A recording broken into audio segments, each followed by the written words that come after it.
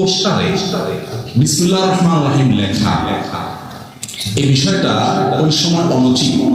যখন এটা লেখার ফলে আমি জানি যে এই পোস্টারটা একসময় ছিঁড়ে ফেলা হবে, নিচে পড়বে, ড্রেনে পড়বে, ময়লা পড়বে, অসম্মান হবে। কারণ বিসমিল্লাহির রহমানির রহিম এটা আল্লাহ কোরআনে কারীমের আয়াত, ইন্নাহু মিন সুলাইমান ওয়া ইন্নাহু বিসমিল্লাহির রহমানির রহিম, সূরা নামলের আয়াত এটা বিসমিল্লাহির রহমানির রহিম।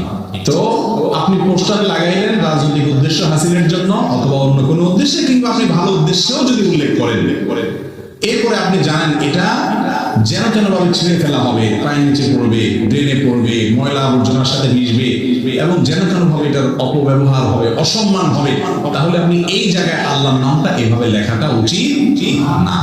বলে তাহলে আল্লাহর নাম ছাড়া না সবকিছু অপূর্ণাঙ্গ, তাহলে কি করবো? তাহলে আপনি লেখার শুরুতে, টাইপ করার শুরুতে বিসমিল্লাহ হবে, পোস্টার লাগানোর শুরুতে বিসমিল্লাহ হবে, সবগুলোতে মুখে বিসমিল্লাহ পড়বেন।